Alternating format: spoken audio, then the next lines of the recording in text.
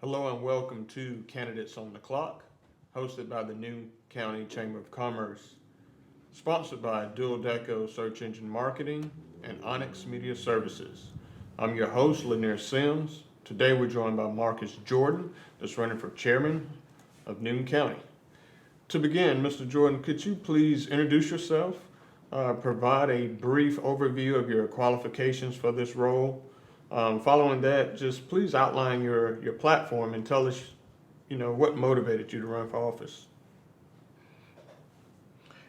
Good afternoon. Thanks for having me. My name is Marcus Jordan. I am a candidate for Newton County Commission Chairman.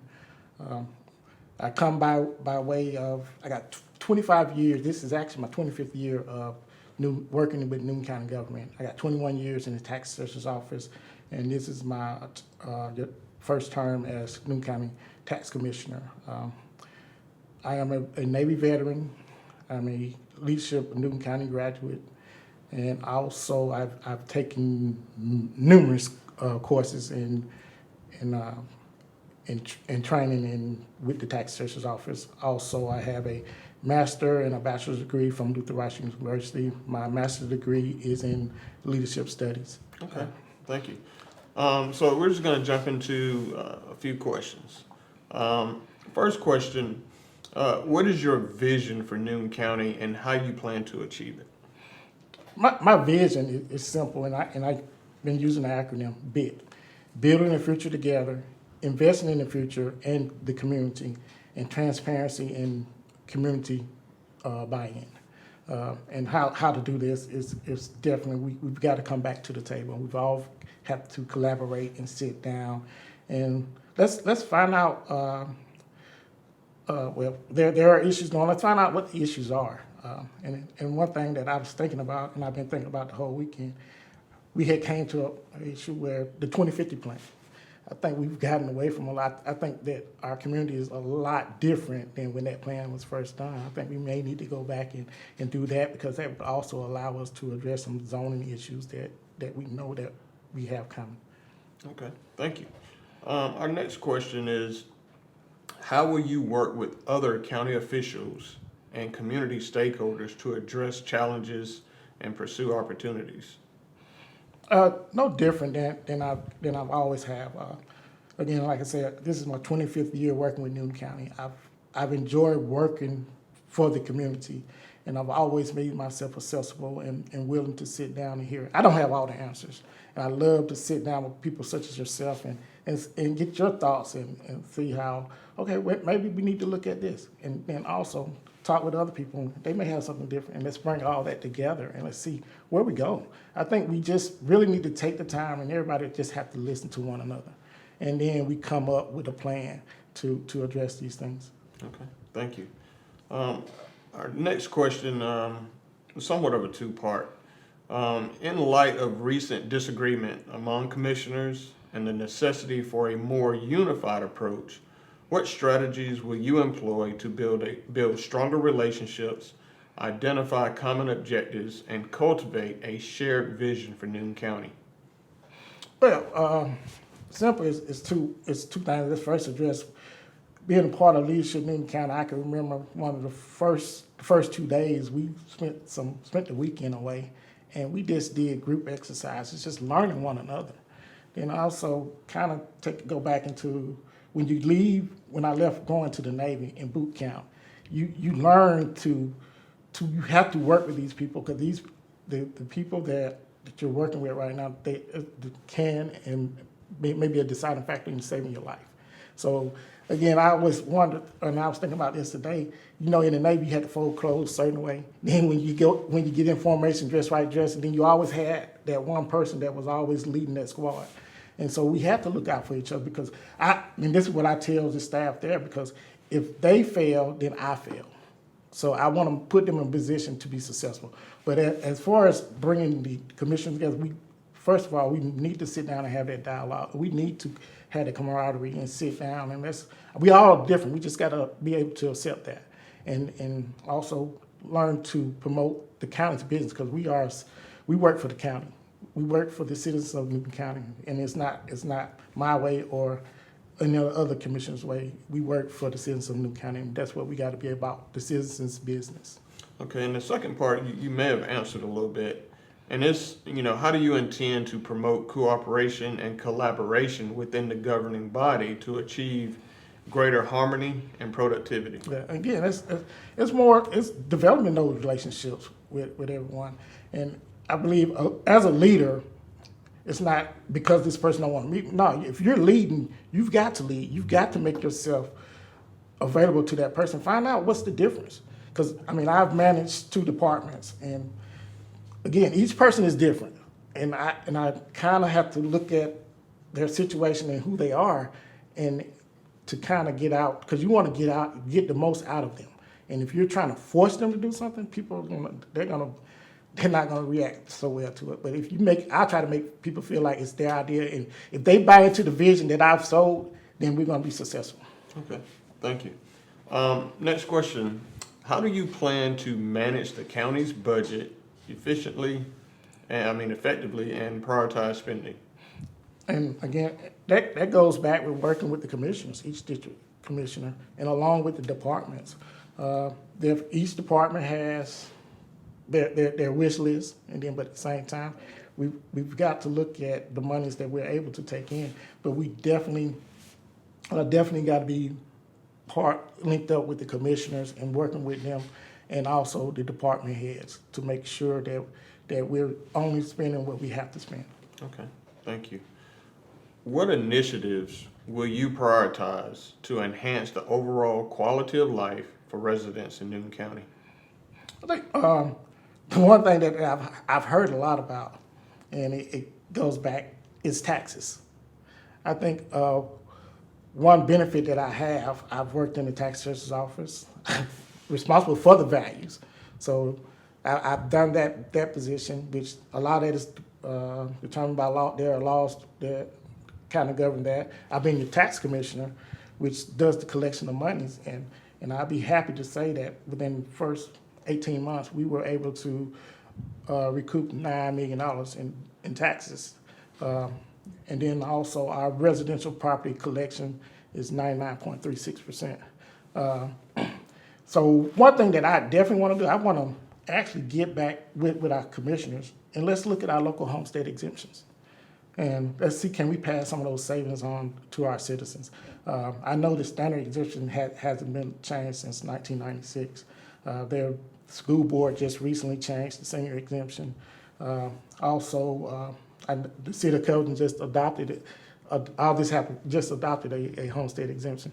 But I think as the county, as we are growing and values had tripled, we've yet to address that local homestead exemption to kind of offset. There are different things we could look at, whether it be a host taxation, floating homestead exemption.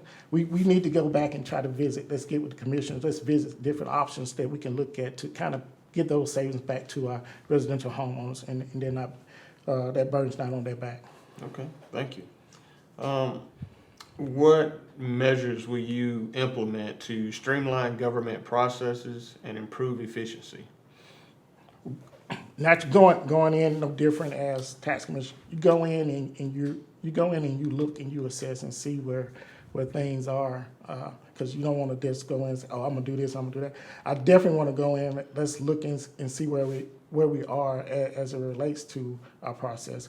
One issue that I know is, and especially working from the tax commissioner side of it, is the idea of I think we need a call center for the whole county. And I really feel that, because from the tax commission side, we probably see most citizens on a daily basis. So we always get foot traffic. We're always going to get the phone calls. But yet I don't think we have the correct phone system in place to kind of help us channel that. And I believe if the county had a call center in which we can direct those calls to where they need to go, I believe it'll be very efficient, because they got this program like AI. So it kind of a lot of questions are automatically generated, but then when you really have to talk to someone, you're able to get that person. But we definitely need the staff trained to know, being able to answer the questions from each various departments. Okay, thank you.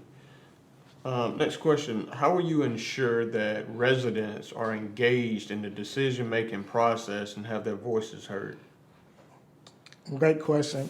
And it was just like, matter of fact, I had a conversation with a lady yesterday, and she was calling, she was fussing about the taxes, and then once I got to talking to her, and then she's like, well, I'm voting for you. I said, well, I need you to do more than just vote for me. I need you to be a part of this, not only once you vote for me, but once I'm in office, I need you to be a part of this vision and help me see it through. And she's like, yeah, I can do that. So basically, we need to reach out. We need to have, I mean, we've always had where we have the community come in and engage in whatever projects we got going. We need to keep that up and kind of put it out there, and let's get more citizen participation in these things. Because Newton County, we're very different now. So there are a lot of great ideas out there, and let's bring everyone to the table. I mean, we may not be able to get everything in there, but let's sit down to the table and let's get a product that we all are happy and proud of. Okay, thank you. Our next question, what are your plans for maintaining and improving essential infrastructure such as roads, utilities, and public facilities?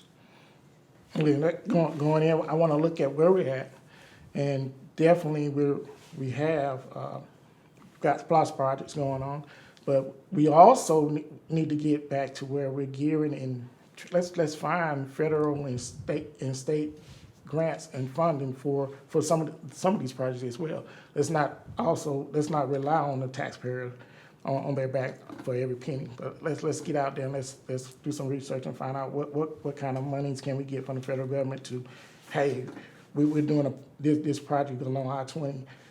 What kind of federal dollars can we get? Okay, thank you. Next question. With the influx of new industries and the accompanying need for housing, what is your stance on zoning regulations? Second part, how do you propose balancing the demand for housing with the concerns about density, location, and building standards to ensure sustainable growth while preserving the character of Newton County? Great question. Well, I believe we really need to go back to the table. Let's really revisit our zoning. Let's see where we're at overall as it relates to commercial, industrial, and residential properties. I think definitely there was points, especially on the western side, where overlays were implemented. Those may be some ideas that we can take because they kind of put those restrictions a lot. Well, it does not restrict the builder, but it allows, if you're going to build, this is the type of quality that you got to build in there. So things like those overlay ideas, let's utilize something like that and just to get it, because definitely growth is coming, and which is a good thing. I think Newton County is a great place to live, and I think a lot of people see us as a gem of the South, so which is great. Okay, thank you.